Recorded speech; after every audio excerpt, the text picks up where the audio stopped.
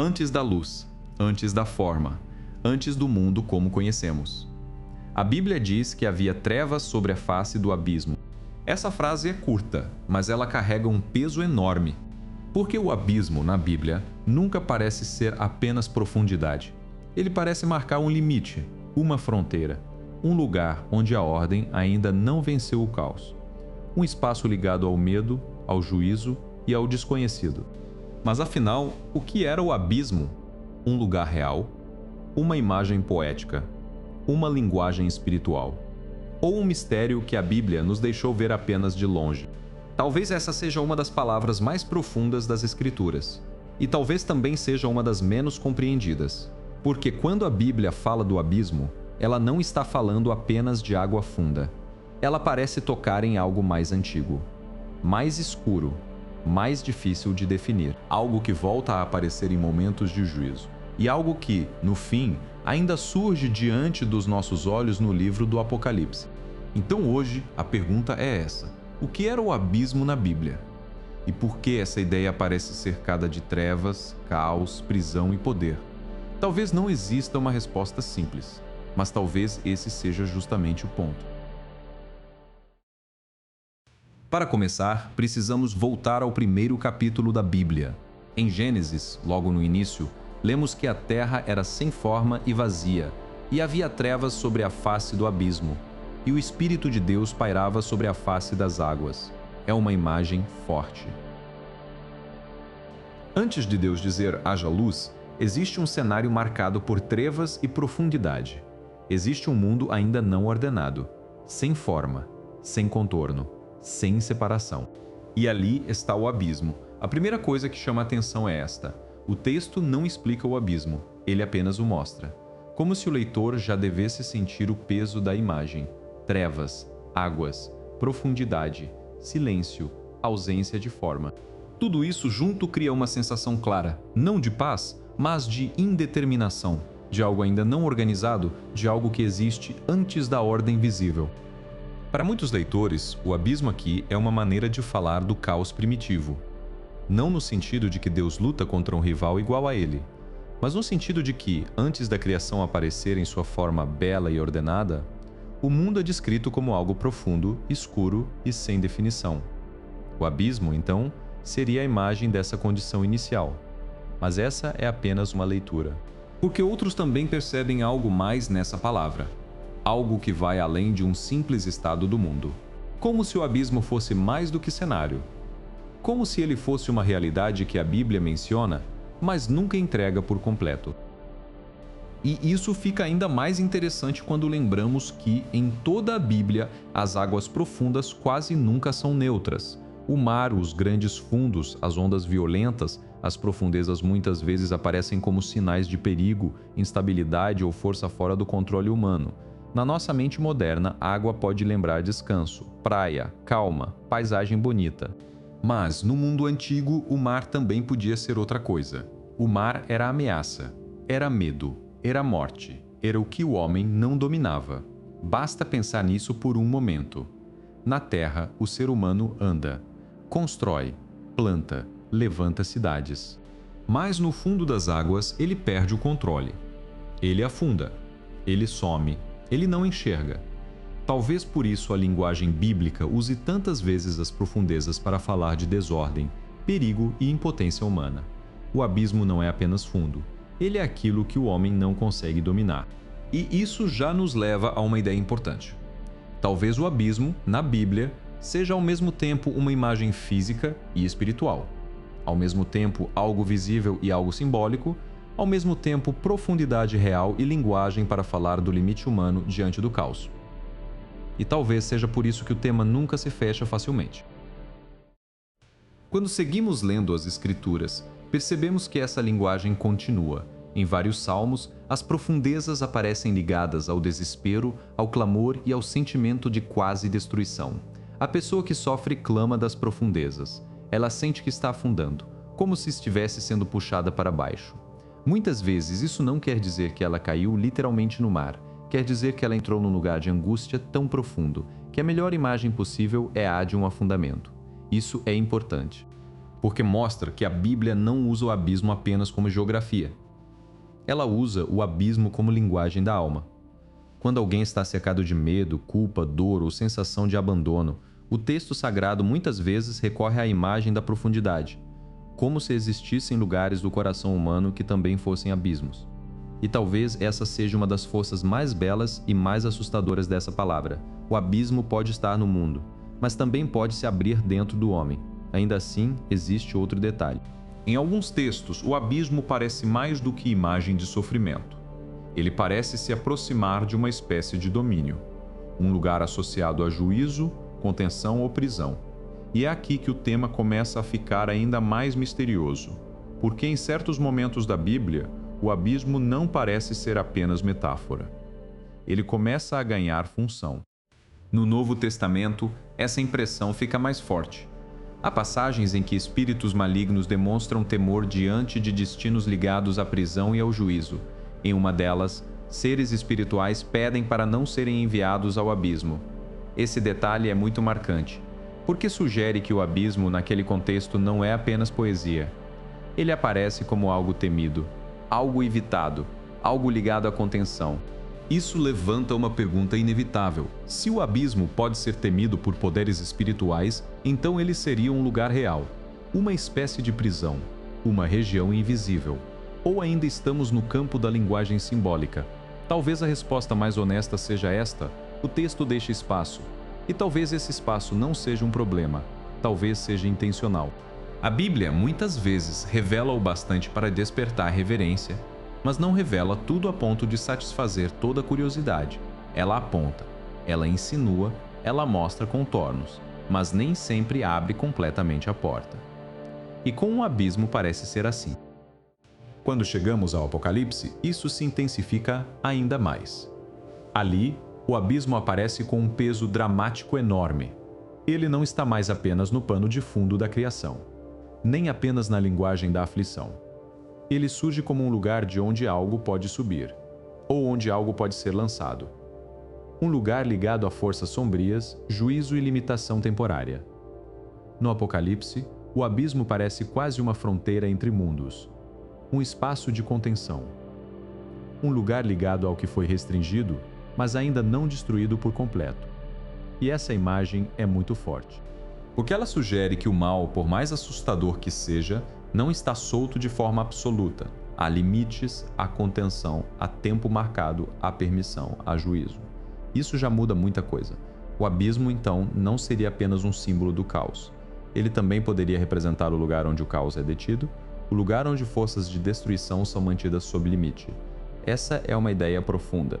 Porque, no começo da Bíblia, o abismo aparece antes da ordem visível, e no fim, ele aparece ligado ao controle final sobre poderes sômbrios, como se essa palavra acompanhasse toda a história bíblica, do início ao juízo, da criação ao fim. Mas ainda resta a pergunta central. Afinal, quando a Bíblia fala do abismo, ela está falando do quê? Vamos por partes. Uma possibilidade é entender o abismo como linguagem do caos primordial, ou seja, uma forma de descrever a realidade antes da criação aparecer em sua ordem bela, separada e habitável. Nessa leitura, o abismo não precisa ser um lugar com mapas e fronteiras. Ele é a imagem do não organizado, do fundo sem forma, da profundidade coberta por trevas. Essa leitura faz muito sentido em Gênesis. Outra possibilidade é entender o abismo como símbolo do medo humano diante daquilo que ele não controla. As águas profundas, o mar revolto, a sensação de queda, o afundamento, a ausência de chão, tudo isso fala diretamente com a experiência humana. Nesse caso, o abismo seria também um espelho espiritual, a linguagem do colapso, do pavor, daquilo que parece nos engolir. Essa leitura aparece com muita força nos Salmos e em vários trechos poéticos. Mas existe ainda outra possibilidade, a de que o abismo, em alguns textos, aponte para uma realidade espiritual de prisão, limite ou juízo, não necessariamente algo simples de definir. Não necessariamente um lugar físico como pensamos no mundo material, mas também não apenas metáfora. Uma realidade, velada, profunda, temida, ligada ao controle divino sobre o que é sombrio. Essa leitura ganha muita força quando olhamos para o Novo Testamento e para o Apocalipse. E talvez seja aqui que o tema fique mais interessante, porque talvez não seja preciso escolher apenas uma dessas leituras. Talvez o abismo seja justamente uma daquelas palavras bíblicas que carregam camadas, camadas de criação, camadas de símbolo, camadas de experiência humana, camadas de realidade espiritual. Talvez o abismo seja tudo isso em níveis diferentes. E isso não enfraquece a Bíblia, pelo contrário. Isso mostra a profundidade da sua linguagem. A Escritura, muitas vezes, fala de coisas que não cabem numa única definição curta. Ela usa imagens que tocam o visível e o invisível ao mesmo tempo. O abismo pode ser uma dessas imagens. Agora, existe um ponto ainda mais profundo aqui. Por que o abismo assusta tanto? Talvez não seja apenas porque ele é escuro, nem apenas porque ele é fundo, mas porque ele representa um lugar onde o ser humano perde sua falsa sensação de domínio. No abismo, o homem não governa, não sustenta a própria vida com facilidade, não mede tudo, não prevê tudo, não controla tudo. O abismo nos lembra do limite, e talvez o ser humano moderno odeie exatamente isso. Gostamos de pensar que entendemos o mundo, que explicamos tudo, que dominamos tudo, que a realidade cabe nas nossas ferramentas. Mas a Bíblia preserva imagens que nos humilham. O abismo é uma delas. Ele nos lembra que existem profundidades que não respondem ao nosso orgulho. Existem realidades que não podem ser domesticadas só por linguagem técnica. Existem mistérios que não foram dados ao homem para serem reduzidos a fórmulas rápidas. Talvez por isso o abismo continue tão perturbador. Ele não é só um tema antigo, ele fala com algo muito atual. E hoje, muita gente vive cercada de ruído, de respostas prontas, de excesso de opinião, de certeza superficial. Mas, no fundo, ainda existe o medo do invisível, o medo da perda de controle, o medo de cair em algo sem nome, o medo de que existam profundidades dentro e fora de nós que ainda não compreendemos. E é aqui que a linguagem bíblica volta a nos alcançar. Porque o abismo não fala apenas sobre o cosmos, ele também fala sobre o coração. Há momentos em que a vida perde forma, momentos em que tudo parece escuro, momentos em que o chão some, momentos em que a alma sente que entrou numa região sem luz. Nesses momentos, a palavra abismo deixa de ser apenas estudo, ela vira experiência. Talvez seja por isso que esse tema atravessa tanto a Bíblia. Porque ele toca a criação, o juízo, o medo, o mal, a limitação humana e a esperança de que Deus continua acima de tudo isso. Esse ponto é essencial, porque a Bíblia nunca apresenta o abismo como algo soberano. Ele aparece, assusta, cerca, engole em imagens, guarda mistérios, pode até estar ligado ao juízo. Mas ele nunca ocupa o trono. Esse lugar não é do abismo. Desde Gênesis, o que vemos é o Espírito de Deus sobre as águas. No meio da profundidade, Deus não está ausente. No meio do escuro, ele não perde o controle. No meio do caos, ele continua sendo o Senhor. Essa talvez seja uma das mensagens mais fortes escondidas nesse tema. O abismo existe na linguagem bíblica, mas Deus nunca é ameaçado por ele. Isso muda a forma de olhar para tudo. Porque então o foco não é apenas perguntar o que havia no abismo. O foco também é perguntar quem estava acima dele. E a resposta da Bíblia desde o início é clara: Deus. Antes da luz visível, antes da ordem aparente, antes da separação entre terra e mar, antes das formas, antes das estruturas. Deus já estava ali. Isso não resolve cada detalhe do mistério, mas muda o centro da cena. Talvez o abismo continue sendo, para nós, um tema aberto. Talvez ele envolva realidade física, imagem poética e dimensão espiritual ao mesmo tempo. Talvez algumas partes permaneçam escondidas. Mas a Bíblia parece menos preocupada em matar toda a curiosidade e mais preocupada em mostrar quem reina sobre aquilo que nos causa temor. E talvez essa seja a chave mais segura para caminhar nesse assunto, porque existem dois erros fáceis aqui. O primeiro é tratar o abismo como superstição vazia, como se fosse apenas uma palavra antiga, sem peso algum. O segundo é tratar o abismo com imaginação solta demais, criando certezas onde o próprio texto deixa espaço e silêncio. Entre esses dois extremos, existe um caminho mais sábio: ler com reverência, observar o texto, perceber os padrões, aceitar os limites. E permitir que o mistério continue sendo mistério quando a Bíblia não decide explicá-lo por completo. Talvez seja exatamente esse o tipo de leitura que esse tema exige. Uma leitura atenta, profunda, honesta, sem arrogância. Então, o abismo da Bíblia era um lugar real. Talvez, em alguns sentidos, sim.